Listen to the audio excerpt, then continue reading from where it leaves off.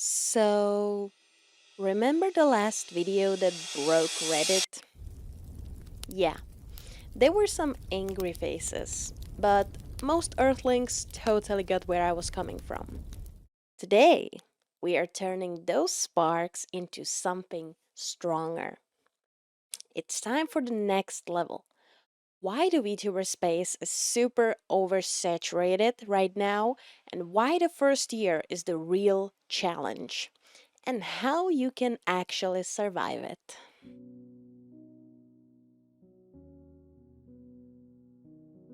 Back in 2019, before the pandemic, VTubing was niche but growing. Then, COVID hit. Suddenly, everyone was stuck at home. Online entertainment skyrocketed, and VTubing had its big boom. Agencies like Hololive and Nijisanji exploded in visibility, and indie VTubers popped up like mushrooms after rain. Here's the catch.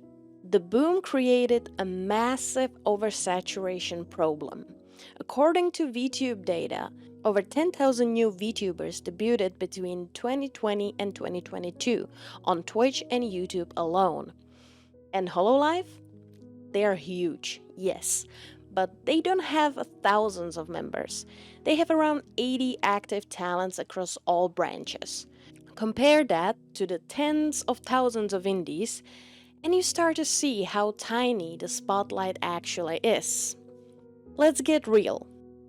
In third quarter of 2024, active VTuber channels dropped below 5,000 for the first time in 18 months, down from over 6,000 just a few quarters before, and yet watch hours kept climbing past 500 million. That means less creators, but the same or even more demand. That spells two things. It's super competitive because everyone's fighting for the same viewers, and crafting content isn't getting easier just because some creators stop. Now here's the harsher part. Surveys shows that over 50% of VTubers stop streaming within their first year.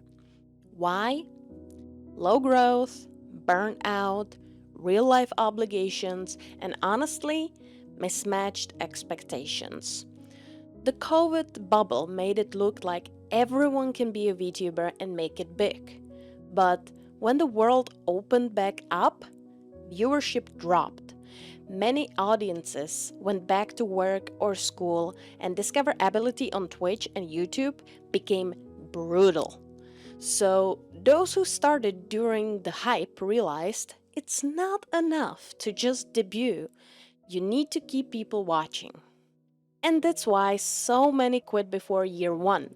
Not because they weren't good, but because their expectation didn't match the reality of this oversaturated space.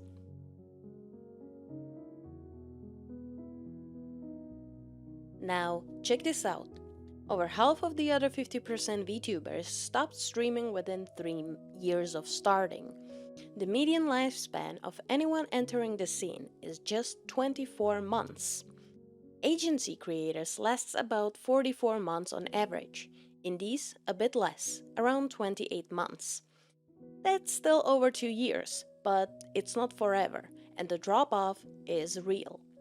Now, let's look what the community thinks. There are usually two types of people, with one saying, they're absolutely oversaturated.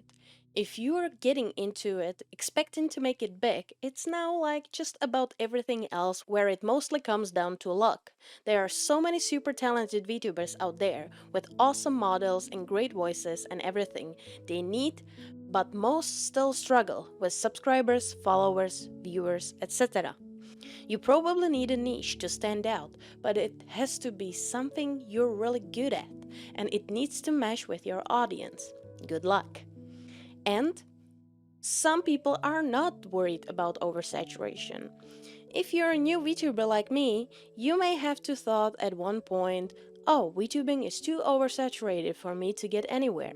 As of 2023, there were over 49,500 active VTubers live streaming on Twitch and YouTube Live. Seems like a lot, right? Some people may think that they should just become a regular YouTuber. Well, according to Social Blade's latest data, there are approximately 61.1 million YouTube creators. Doesn't seem too bad now, huh? Here's the harsh truth. If you want to make it in this space, you can't treat VTubing as just streaming for fun. You're competing with indies, corpos, TikTok edits, gaming trends, everything. You're not just a VTuber, you're a content creator, marketer, editor, community manager, and social media wizard. If you only stream on Twitch and wait for people to find you, sorry, you are already losing. Because Twitch is a terrible for discovery. If you're not diversifying onto YouTube, Shorts, TikTok, Twitter, you're invisible. Think of it this way. Twitch is your castle, but YouTube and TikTok, that's your army. You can't defend your kingdom with just a cute PNG alone. And I get it. The mental side is brutal. Numbers don't grow, people don't notice you. You put hours into something and it feels like nobody cares. But hear this. Your worth is not tied to your analytics. Success isn't about being the next Gura or Iron Mouse. It's about building something that lasts for you and your community. If you want to survive that brutal first year, set your priorities straight. Time management. Streaming 6 hours a day isn't content creation. Balance editing, networking, learning. Set realistic goals. Don't start with, I'll be the next HoloLive star.